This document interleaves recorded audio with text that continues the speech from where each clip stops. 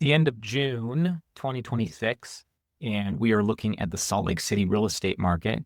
I thought I'd give you a quick update because this year has some real differences that I have not seen in the market for quite a while. So if we go into the MLS system, which as a reminder, really records 95 to 97% of the data of home sales, townhomes, and condos throughout Salt Lake City. And the MLS does spread throughout Utah, but the most dense areas where it's mostly used is the Wasatch Front. So you can really rely on the data in the MLS system. I think the biggest thing to talk about right now is the growth inventory. Now, typically this time of year, since we're a seasonal market, more properties come on the market. It's typical in spring, summer to see 50% more listings come on the market than we do see in the prior winter. However, we typically sell or put into escrow that same amount of increase of properties and some. So typically we see more come on, but we see inventory go down.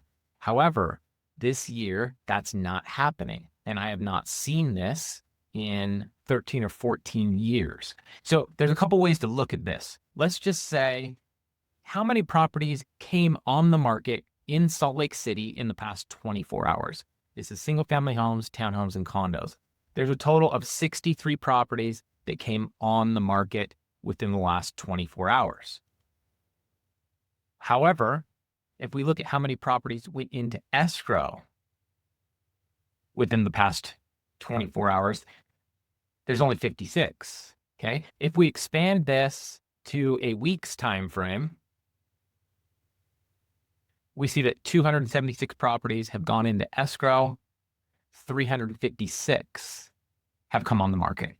So that's roughly 75 more properties have come on the market and not gone under contract than the amount that have gone under contract. To put that in a percentage, that's about 20% inventory growth in 1 week. So it doesn't seem like a lot if you look at it on a daily basis. However, if we look at it in week or perhaps even month-long time spans, we see that inventory is growing. Let's look at month.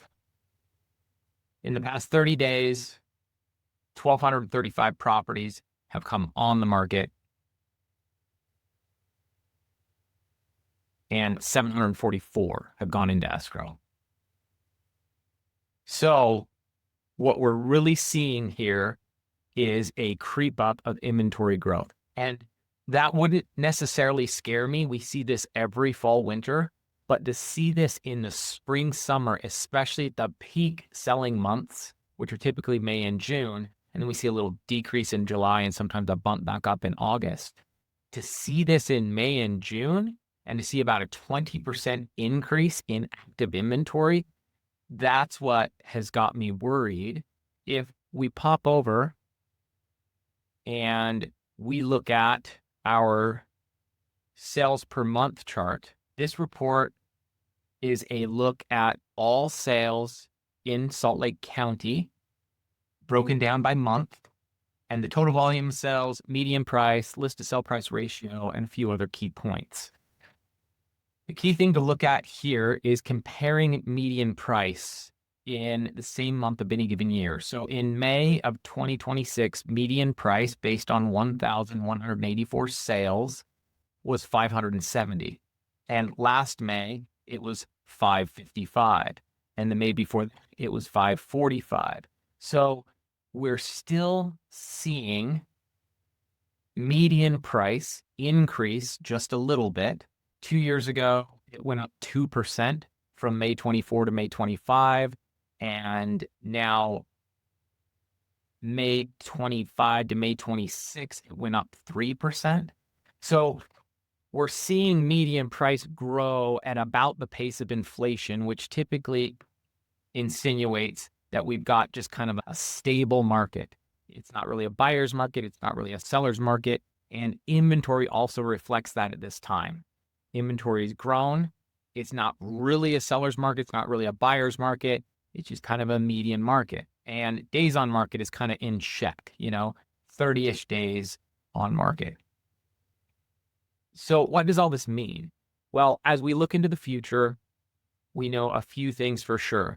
To see inventory growth this time of year is rare. That would likely signal we're going to have a really lackluster fall and winter coming up, the end of 26 into 27. The one thing that could bolster that, if interest rates come down, but we've been saying that for years. So let's look at the spectrum. Well, how bad could it get? If active inventory in Salt Lake County goes over a 6-month supply, which would probably need to be about 5,000 plus homes, townhomes, and condos on the market at any given time.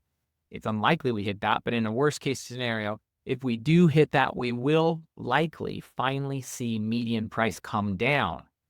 Median price has only come down over an entire year, 7 years of the past 100. So it would be very rare to see median price over a year-long period go down, but we could see that. And we haven't seen that long time. The last time we saw that was the Great Recession, and it did that from 2008 to 2011. Those were 4 of the 7 years. So it would be rare to see that, but that's kind of the worst end of the spectrum. How bad could that get? No one really knows. If there's third world calamities and interest rates stay high and all these sorts of things, the worst it ever got was the Great Recession, 2008, 2011. Median price went down 34%. It's highly unlikely we see those kind of numbers. In the other 3 years of the past 100, where we saw median price go down, it will go down 6, 7, 8%. Now, I'm quoting data over a year-long period. It is typical in the seasonality of our market to see median price in the fall through winter go down 6, 7, or 8% just because of the seasonality and then pop back up in spring, summer. But I'm talking about looking over a year-long period. To see median price go down over a year-long period is rare, but worst case scenario, we could see that this fall, winter if inventory gets over a 6-month supply.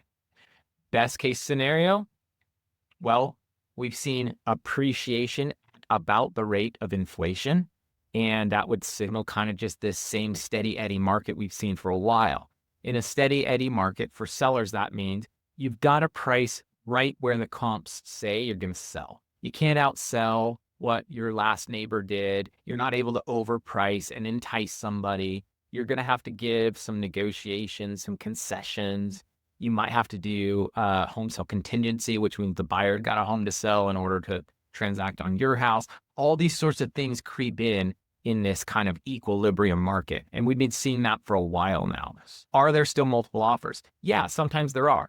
If a house is priced right and it's very clean and attractive, kind of the latest style, or it has something functionally that people are really looking for, a pool, a view, we can and still do see multiple offers. I'd say about 10% of the time right now.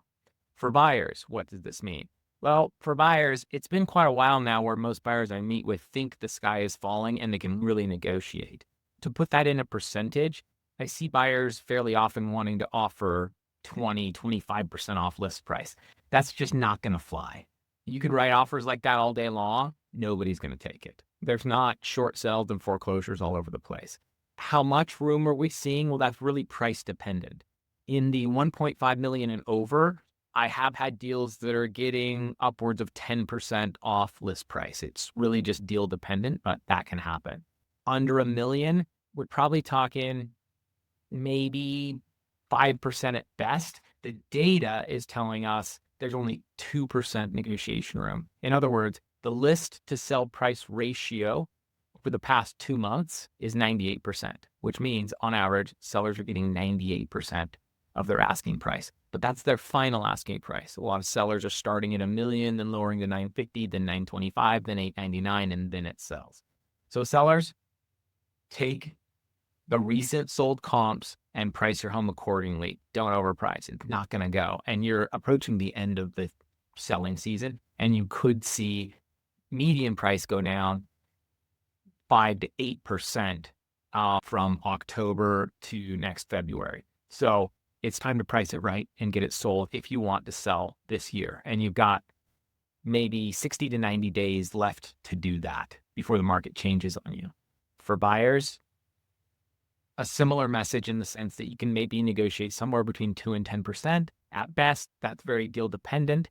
And if you're not in a rush to buy and you kind of want to time the market, you might get, if these interest rates stay where they are and inventory grows, you might get a better deal if you kind of wait to this fall, winter. I don't typically say that. It's a rare year where I would tell you that. I don't mean you have to wait. If the right house comes along, go for it. However, you might see 7 or 8% better in pricing this coming October, November, December, January. That's your update here at Team UtahCribs. And you know our slogan, we educate you so you can make an educated decision on your real estate.